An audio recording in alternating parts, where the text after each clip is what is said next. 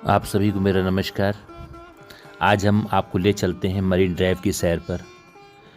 Marine drive सन 1920 में मुंबई में निर्मित हुआ था। ये अरब सागर के किनारे किनारे नरीमन पॉइंट पर सोसाइटी लाइब्रेरी और मुंबई राज्य सेंट्रल लाइब्रेरी से लेकर चौपाटी से होते हुए मालाबार हिल तक के क्षेत्र में है। मरीन ड्राइव के शानदार घुमाव पर लगी स्ट्रीट लाइटें रात्रि के समय इस प्रकार जगमगाती हैं कि इसे क्वींस ऑफ नेकलेस का नाम दिया गया है। रात्रि के समय ऊंचे भवनों से देखने पर मरीन ड्राइव बहुत बहुत शानदार दिखाई देता है, बहुत बेहतरीन दिखाई देता है। जी हाँ, आज हम आपको लेकर के आए हैं मुंबई के इसी खूबसूरत जगह मरीन ड्राइव पर लेके चल रहे हैं। लेकिन उससे पहले पुनः आपसे एक विनम्र निवेदन है कि अगर आपको हमारा ये चैनल, इसकी बातें अच्छी लगती हों तब हमारे इस चैनल रजनीश डिजिटल डायरीज़ को प्लीज़ सब्सक्राइब करें और हमारे वीडियोस को लाइक भी करते रहें, जिससे हम आपको ऐसे ही तमाम बेहतरीन जगहों की सैर कराते रहें अपने इस वीडियोस के माध्यम से। अगर आप मरीन ड्राइव की तस्वीरों को देखेंगे तो आपको इंटरनेशनल बीच डेस्टिनेशन मियामी की याद आ जाएगी। इस तरह अगर देखा जाए तो मुंबई का अपना खुद का मियामी है। प्रसिद्ध लेखक नवीन रमानी ने अपनी पुस्तक बॉम्बे आर्ट डेको आर्किटेक्चर अब विजुअल जर्नी में भी मियामी के ओशन ड्राइव और मुंबई के मरीन ड्राइव के बीच समानताएं निकाली थीं। आपको पता है इसका असली नाम कुछ और था। आज जिसे हम मरीन ड्राइव के नाम से जानते हैं उसका असली नाम तो कुछ और ही है। ये समुद्र तट के साथ एक 3.5 किलोमीटर लंबी सड़क है जिसका वास्तविक नाम सोनापुर है, और ड्राइव के साथ चलने वाली सड़क को नेताजी सुभाष चंद्र बोस सड़क कहा जाता है। ये सड़क नरीमन पॉइंट को बाबुलनाथ के मालाबार हिल्स से जोड़ती है।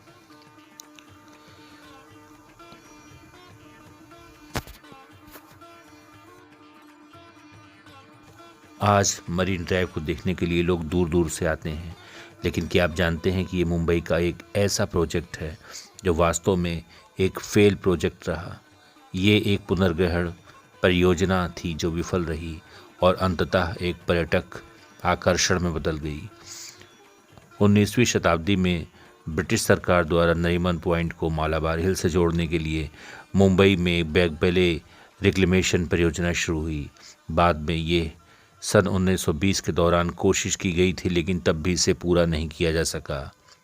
शुरुआत में इसमें 1500 एकड़ ज़मीन का इस्तेमाल होना था, लेकिन बाद में प्रोजेक्ट के लिए 440 एकड़ का इस्तेमाल करने की ही अनुमति दी गई। हालांकि इसके बाद मिलिट्री ने 235 एकड़ ले लिए और बची हुई ज़मीन पर दूसरा काम शुरू हो गया, जिसके बाद सिर्फ 17 एकड़ ज़मीन बची, जिसे आज मरीन ड्राइव कहा जाता है।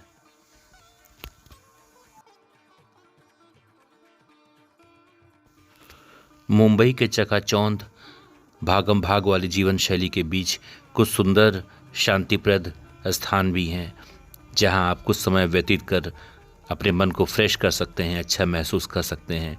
उनमें से एक जगह का नाम ये मरीन ड्राइव भी है, जहां शाम होते ही लोगों का हुजूम आना शुरू हो जाता है।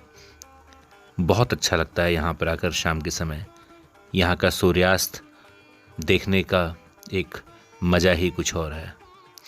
मरीन ड्राइव का निर्माण सन 1920 में के लगभग ही हुआ होगा, जो कि अरब सागर के किनारे बना अंग्रेजी अक्षर के सी आकार का 6 लेन की सड़क है। रात्रि के समय यदि आप किसी ऊंची बिल्डिंग से मरीन ड्राइव पर नज़र रखें तो घुमावदार सड़क पर वाहनों एवं रोड लाइटों के सामंजस्य से एक बेहतरीन और खूबसूरत दिलकश नज़ारा उभर कर सामने आता है, जिसे क्वीन नेकलेस की संज्ञा दी जाती है। अब मरीन ड्राइव का नाम मरीन ड्राइव ही क्यों पड़ा, इसका ज्ञान मुझे बस इतना ही है। शायद मैं इतना ही कह सकूं कि मरीन का अर्थ समुद्र से जुड़ा हुआ एवं ड्राइव का अर्थ स्वयं के वाहन द्वारा उस सड़क पर चलते हुए आनंद, या उस सड़क पर चलते असंख्य वाहन से लगा सकते हैं, या हो सकता है उसकी घुमावदार आकार से ड्राइव का कोई अर्थ निकलता हो, पर संभव यही है कि इसका नाम समुद्र से सटे हुए सड़क के नाते रखा गया होगा।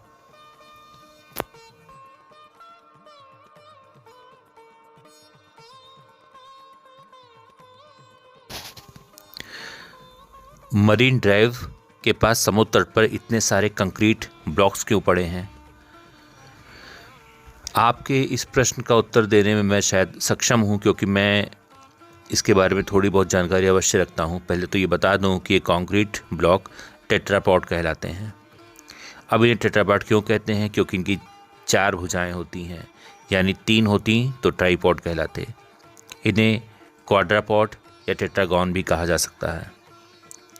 प्रश्न है कि अब ये मुंबई की मरीन ड्राइव रोड को टच करके समंदर में क्यों पड़े हैं? इसका कारण है कि इसके द्वारा समुद्र की लहरों के प्रकोप को कम करना। इनकी बनावट में ही इनकी विशेषता छुपी हुई है।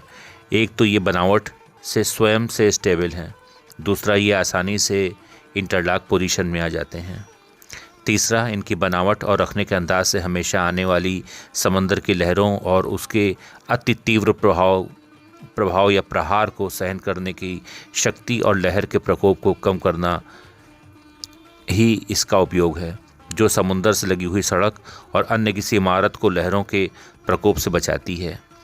इनके बीच की जगह गति से आते जाते जल को आगे पीछे ऊपर नीचे जाने का मार्ग भी प्रशस्त करती है। लेकिन इससे कई हानियां भी हैं।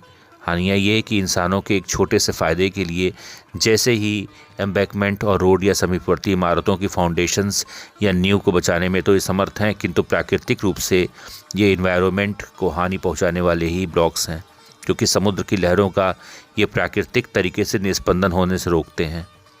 ये तेज़ लहरों के साथ किनारे की ओर आने वाली समुद्री जीवों को चोट का और उनकी मौत का कारण भी बन जाते हैं। और हाँ, देखने में ये पूरे नैसर्गिक दृश्य को बहुत ही खूबसूरत बना देते हैं। बहुत सारे देशों में इन्हें प्रतिबंधित कर दिया गया है। उम्मीद करता हूँ कि समुद्र के किनारे इस कंक्रीट के टेट्रापॉड की कुछ तो जानकारी आपको शायद मिली गई होगी।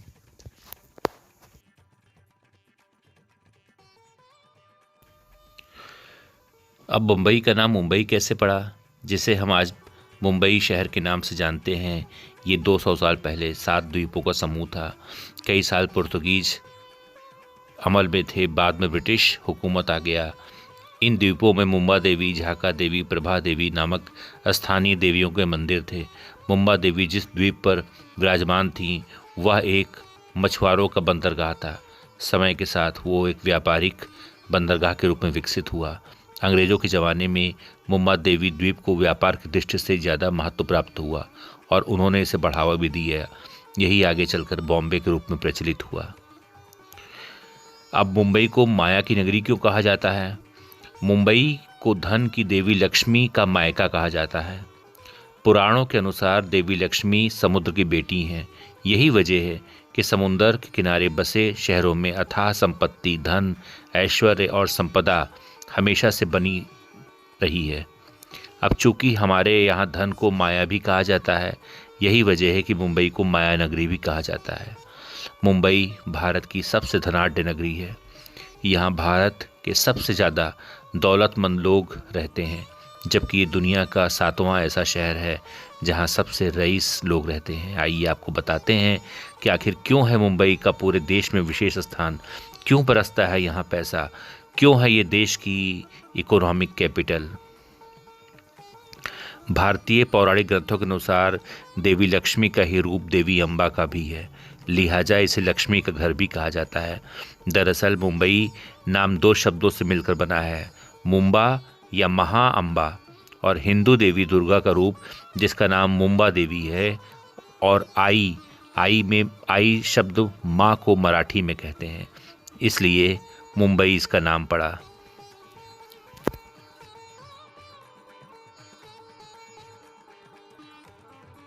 और ये है मरीन ड्राइव पर एयर इंडिया का ऑफिस, और उसके पीछे उसे सटा हुआ है होटल ट्राइडेंट, जो एक बहुत ही खूबसूरत होटल है इस मरीन ड्राइव पर।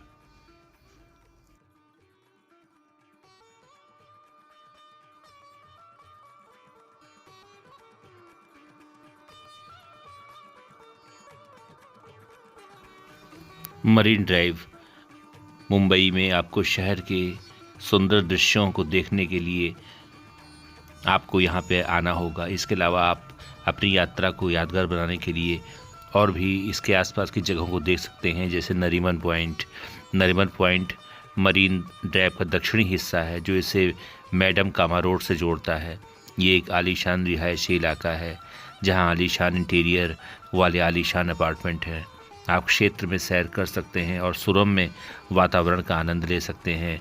ये जगह आपके कैमरे में कैद होने के लिए बेहद खूबसूरत है। इसी के पास में पड़ता है वानखेड़े स्टेडियम, चर्च गेट।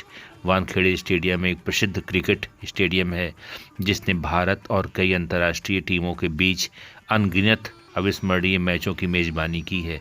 इसलिए यदि आप एक उत्साही क्रिकेट खेल के प्रशंसक हैं तो आपको इस स्टेडियम को भी देखना चाहिए। आपको स्टेडियम की अनूठी ऊर्जा और जीवंत वातावरण बहुत पसंद आएगा, जो एक समय में हजारों क्रिकेट प्रशंसकों को आसानी से बैठा सकता है, समायोजित कर सकता है। और इसके पास ही पड़ता है वर्ली सी फेस। ये मुंबई के प्रसिद्ध सैरगाहों में से एक है जहां बहुत सारे लोग शाम को सैर करने के लिए बैठ जाते हैं। यदि आप मानसून के दौरान मुंबई की यात्रा कर रहे हो तो यह स्थान आपको बहुत खूबसूरत लगेगा। इसी के पास है जहांगीर आर्ट गैलरी।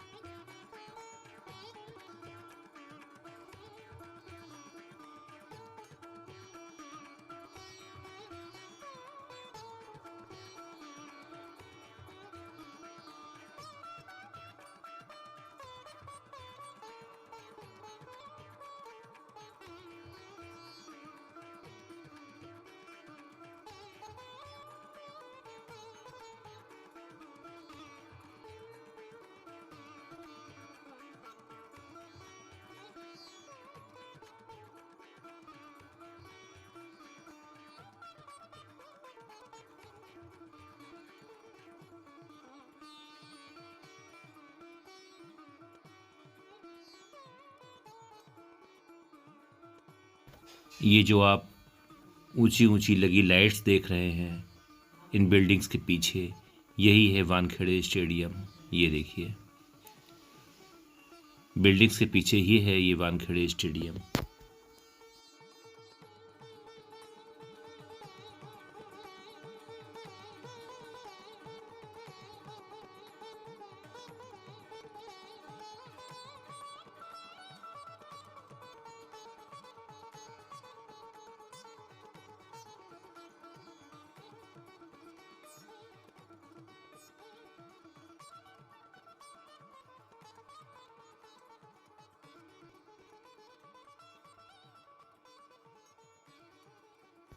एक दिलकश नज़ारा, दिल को छू लेने वाला नज़ारा इस सूर्यास्त का। हमारे साथ आप भी देखें।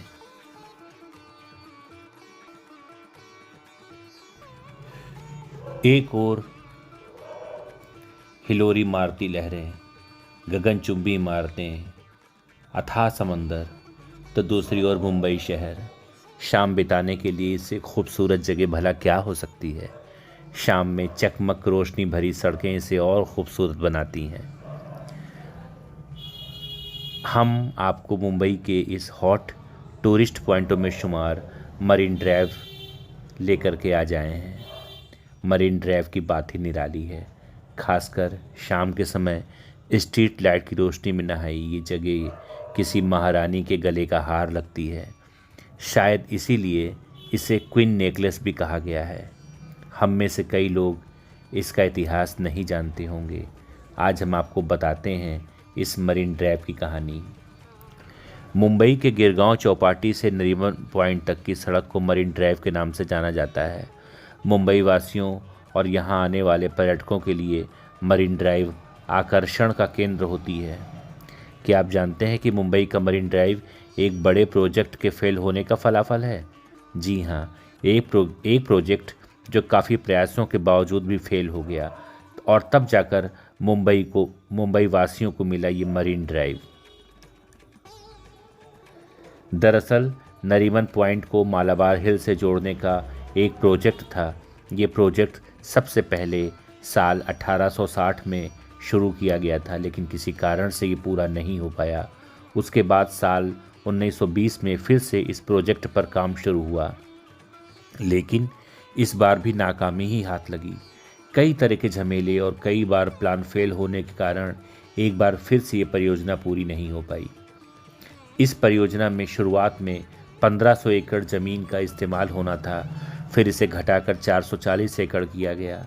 इसके बाद मिलिट्री ने 235 एकड़ ज़मीन ले ली और कुछ ज़मीन पर अन्य कार्य शुरू हो गए।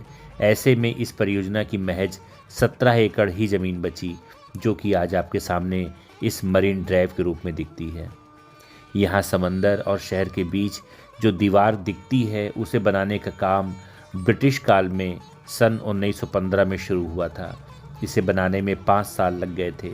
आपको जानकर ये आश्चर्य होगा कि निर्माण के दशकों बाद भी इसे आज तक किसी तरह के मरम्मत की आवश्यकता नहीं पड़ी। शुरुआती दौर में यहाँ ज़मीन खरीदने वाला कोई खरीदार ही नहीं था, कारण कि यहाँ प्रॉपर्टी का रेट बहुत ज़्यादा था। इसके बाद यहाँ बहुत सारे अमीर लोग आए और मुंबई के मरीन ड्राइव में बसना शुरू कर दिया और धीरे धीरे यहाँ अच्छी खासी आबादी हो गई।